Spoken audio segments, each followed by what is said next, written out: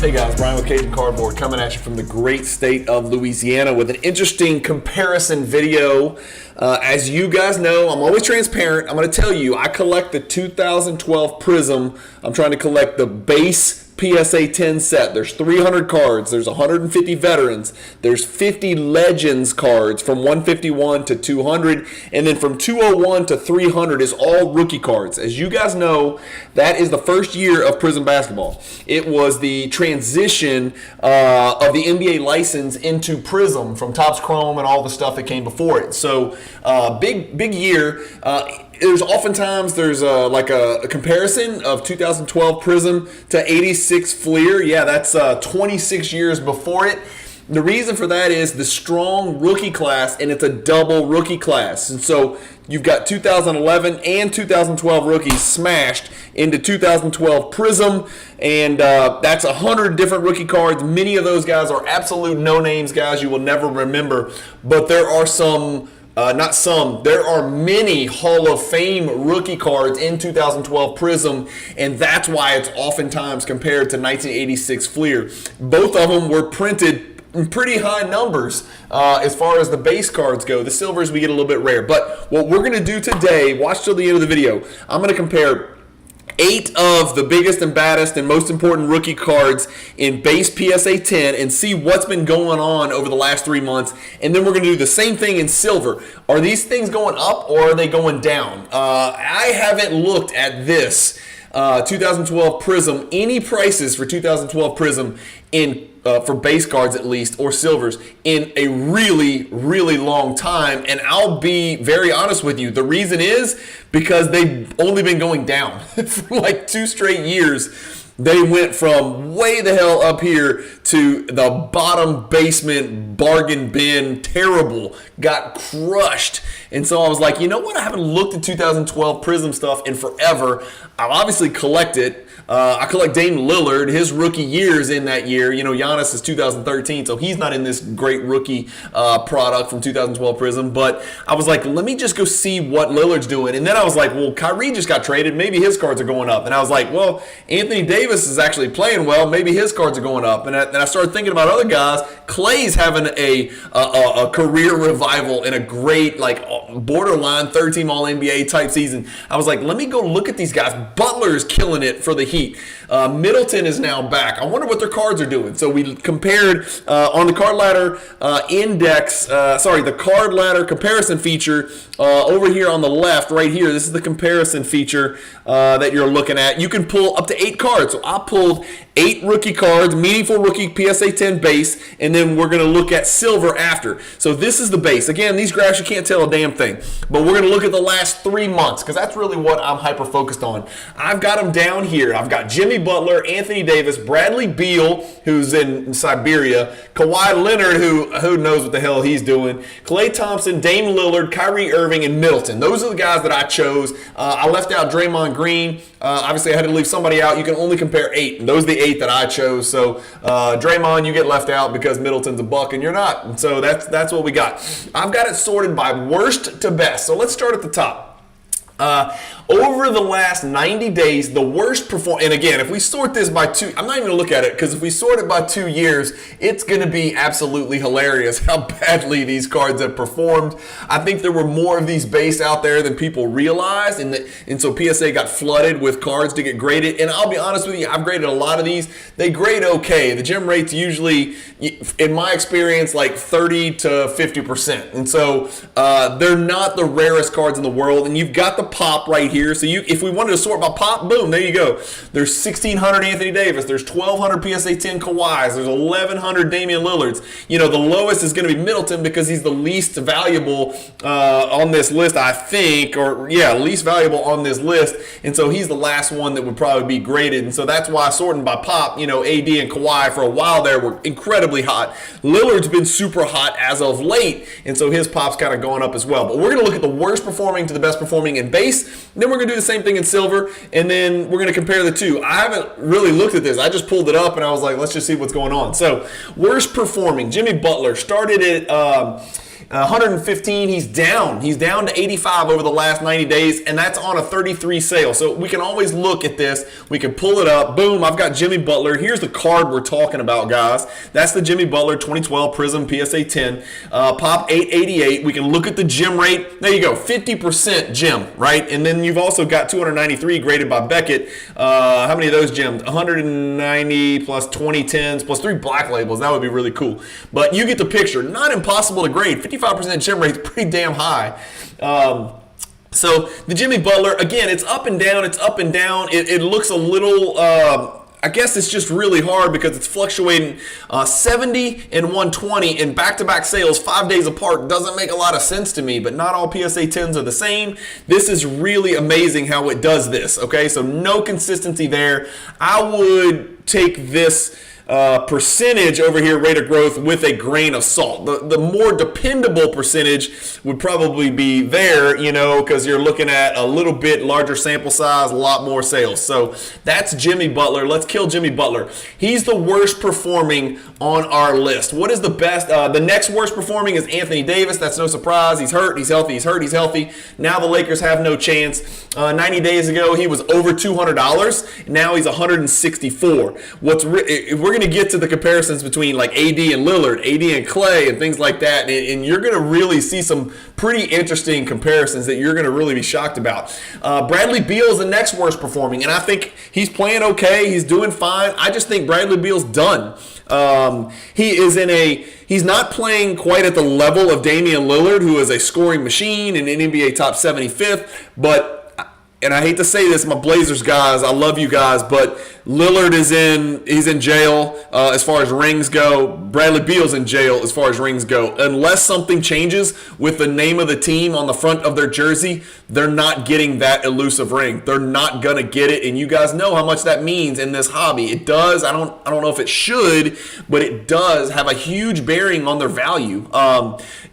I wish more than anything Lillard could get a ring as the alpha in Portland. He's just running out of time, and they're nowhere remotely close to being able to win the ring or win the West or win an NBA title, for God's sakes, given how many stacked and loaded teams are in the East and the West. It's just not even, I can't even envision how it could possibly happen other than Lillard leaving Portland. I just don't see how he could do it in Portland. Beal's in a similar situation. Washington's probably fighting for a play-in spot, but there is no scenario on earth where Kuzma, Beal, and Porzingis are what it takes to win an NBA title. It's just not even close. And so Beal's never winning a ring in Washington. His window and Lillard's window is just too short to do it. How Kawhi, on the other hand, is in a situation where, again, there's a lot of ifs, but if things click and fall, I could see the Clippers coming out of the West. I would not choose them to come out of the West because of health reasons, because of durability, because of a lack of a true point guard. Like, they need a pass-first point guard, and all they've got is Russell Westbrook or Terrence Mann. And then, you're going to ask Kawhi Leonard and Paul George to do a lot of the playmaking, ball handling stuff. But Kawhi Leonard cards, let's get back to cards. Kawhi Leonard cards are actually up. Believe it or not. They started at 303 90 days ago. They're at 324. Let's see if it's a consistent, upward trend. It's relatively consistent. Again, there's a lot of movement. If the last sale had been 380, it would look even a lot better, right? That's a really big percentage. It's up 7%. The last one came back down to 324 from 377. So we're seeing a pretty steady increase there in the Kawhi Leonard over the last 90 days. What about who's next? So Kawhi Leonard's the first one up. So we've got 1, 2, 3, really two of them that are down. Jimmy Butler and Anthony Davis. Bradley Beal's relatively flat from 60 to 60. And then Kawhi Leonard is up 7%. And then after that, this is where I was so surprised. We're seeing base 2012 PSA 10s rise. We're seeing these cards rise. These are very commodity type cards. You're talking about four-figure pops in a lot of these cases. 894, Klay Thompson, 894 in pop 10. The card started at 190. Klay is killing it. He's shooting the shit out of the ball. I buried him. I literally buried him alive and said he's on the downside. He's never going to be the same Klay Thompson. He's shooting the piss out of it. And he's, again, the Warriors have no chance to win, and his cards are still rising. And $60 per card doesn't sound like a lot, but if you had 10 of them, that's $600. Klay's up 31% in 23 sales over the last 90 days. Dame Lillard, double that, up 66%. Dame Lillard base Prisms were $234, and they have risen as high as $391. Let's take a closer look. Again, don't let, sorry, I hit the wrong button there. Don't let this last sale of $391, that is the highest of the last 50 sales. So that's going to skew our percentages a little bit, okay? Really, it's, let's see, 300. This is weird. It was 360, which looked like a trend. 295, 320, 316, 322, 325, 360. It's trending upward quite clearly, right? It's starting back here from the 234 sale. Then it dropped from 360 to 3, and then it jumped all the way to 391. So I don't know what to make of those last two data points, but there's no denying that the card is trending upward. I don't know if it's 25% or 50%. The card is trending upward. So Lillard consistently up. Who's next? I wish it would save the sort order. The next one is going to be Kyrie. Kyrie's base PSA 10. Again, almost 1,000 pop from 127 to 255. Guys, that's double. That is literally double. It's up 99%. That is double. The Kyrie Irving base Prism cards have doubled. Somebody out there, some collectors are collecting this weirdo's cards because he thinks she think the Mavericks have a chance. They don't. They have no chance whatsoever. Kyrie will not be a Maverick next year. That's my prediction. They can't have two guys like that in the back. I just don't think it's going to work. That's my personal opinion. Maybe they prove me wrong, and maybe they have so much offensive firepower just between those two that they go and they do this thing, but I just can't see them guarding anyone. Dallas is not equipped to guard anybody in the playoffs, and in the playoffs, you guys know the refs let everybody beat the shit out of everybody. I'm not saying it's not an okay investment. $127 for a Kyrie Irving Prism first year PSA 10 rookie card seems cheap to me. $255 seems too expensive to me. But this is the comparison. Kyrie's PSA 10s, about the same pop, are the same as Klay Thompson, whereas look at Anthony Davis, down to 164. Do you remember the time where Anthony Davis cards were significantly more valuable than Klay Thompson and Kyrie Irving? And now Anthony Davis, $160 for an Anthony Davis PSA 10 rookie card. That is chump change, man. That's half of Kawhi Leonard. And then after Kyrie Irving's doubled, basically, and there's 58 sales to prove it, so that's not an anomaly. If you need to look at the chart, there's the chart. That is clearly an upward trend and clearly a noticeable upward trend. I'm not sure why our percentages are not matching here. Somebody else maybe can help me. This 3 months says 84%, but when we go back to our chart, for some reason, I've got 3 months on here. It says 99%. So maybe somebody else can help me with that. And let's just go ahead and switch it back. So Chris Middleton is the best riser, the biggest and baddest. His PSA 10 rookie cards got down to $33. This is a guy with a title. This is a guy that's a time NBA All-Star. Clearly the beta behind, or maybe not even the beta. He's maybe even be behind Drew Holiday now, but an NBA All-Star multiple times. His cards got all the way down to $33. This is just a factor of people saying, wait, Chris Middleton rookie cards are $33. That's just too cheap. And so we know the pop's $392, but we know if something happens and he were to win another title, that pop would grow, nasty. That would grow big time because it's the same print run. It's the same gem percentage. I mean, I got to believe. Let's hit it and just see if the gem percentage is any different. I don't know why it would be any different for like 46%. So that pop has the ability to go up to the 1,500, 1,600, just like the Anthony Davis, if enough people grade it, but people just don't think it's highly. So there's our list. That's our percentage change over 3 months. Chris Middleton, Irving, Lillard leading the way. Klay noticeably up. Leonard a little over. Beal flat. Anthony Davis and Butler are really the only two losers, okay? Now here's what's weird. Let's pull up the silver. I've got the same cards sorted. Obviously you're going to see the pops are much lower. Let's sort it by pop. Kawhi Leonard has the highest silver PSA 10 pop. It's 40. Dame Lillard is next with 38, Anthony Davis 38, Beal 29. You get all the way down to 21, so anywhere from 20 to 40. But if we look at percentage change, only 2 of these cards are up over the last 90 days. And this was, do you remember when the hobby was high end over low end, no matter what? Low pop over high pop, no matter what. I'm telling you, and I keep saying this over and over, and I'm not saying this is my way of collecting, but affordable cards are outperforming four-figure and higher cards right now. They are, and you just saw it. It's the same product. It's the same set. It's the same grade. Look at the green on the PSA 10 base. Right? They drop the furthest. People are jumping on it and they are picking them up. All of these cards, look at the price. $70, $250, $390, $250, $320, $60, $164, $85. Now look at the price for the silvers. $590, $1,750, $1,800, $3,900, $2,000. Three-figure cards are outperforming, and two-figure cards are outperforming four-figure cards. It's a fact. It's happening. I'm watching it happen. And again, I have no dog in this hunt. I'm not chasing any more of these cards. I'm not buying them. I'm not selling them. The only cards I need left for my PSA 10 Prism base set are chumps, random commons, these 50 cents raw, $30 PSA 10s. It's chumps. It's not any of these Hall of Fame rookie cards. But only two of these cards are up, and really they're not. They're flat. Plus 1.8, plus 0.8 for Kyrie Irving. The Bradley Beal is only, basically flat. The Jimmy Butler, the Middleton, and the Klay Thompson haven't sold. Again, they're 21, 26, and 28 pop respectively. They just haven't sold, so they can't go up or down.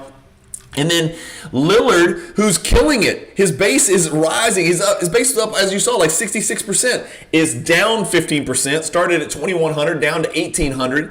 Kawhi Leonard, silver, started at 5,280, down 3,900. But his base were up like 7%. And then Anthony Davis, of course, his base were down. His silver is also way down, 33% from 3,000 to 2,000. 3 sales, 4 sales, 3 sales. So I don't know what this means. I don't know what this tells us. But I like it. I like that base is not dead. I like that there's still a place for base. 2012 base, again, this is the important thing to remember.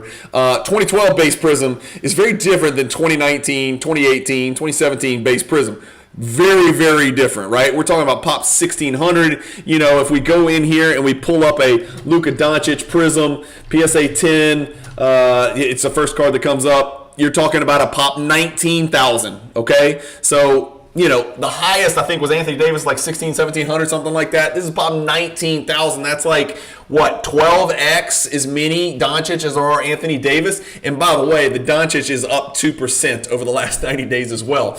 Base is not dead. Base is not king, but base is not dead. There is a place for base as more low-end collectors come into this hobby. And I think with the transition to Fanatics, I think more low-end collectors are going to come into this hobby. I don't think people are going to come into the hobby and buy this silver. And again, this is also not low pop, but I don't think new collectors, where in the hell is the silver? Dang it. Let me find the silver Doncic. I can't find it. Let's look at it together. Oh, there it is. I don't think new collectors brought in by Fanatics over the next 2, 3, 4, 5 years are going to come in and buy a $1,700 card. May or may not be $1,700 then, or what was a $2,100 card a few days ago. I think they're going to buy the base card. I think they're going to come in, they're going to dip their toes in the water. They're not going to get on the diving board, jump off and do a cannonball into a gold Prism Doncic or even a silver Prism Doncic. I think they're going to dip their toes in the water, just like they did with the 2019, 2020, 2021 boom. Base was running the show. Base and silver was everything back then, and it was all affordable. And now people are looking back to affordable, and they're buying the lower end cards. I'm seeing a similar trend with PSA 8 Jordans outperforming some PSA 10 Jordans. Not always. It's not a general rule, but I'm seeing it pretty consistently that PSA 7, PSA 8 Jordans are outperforming the much, much higher end PSA 10 Jordans because there's more people that can buy a 2 and 3 figure card than there are that can buy a 4, 5, and 6 figure card. And so we sat here and we listened to the big talking heads always say, buy low pop always, buy the low pop, buy the high end, buy the rare. And that may be fine long term, but when those cards went up and the base were starting to come down, the base have hit their bottom before the high-end cards have come back down and hit their bottom. And so I think that's what's happening, and that's why you're seeing on this chart the base PSA 10 2012 Prism are outperforming,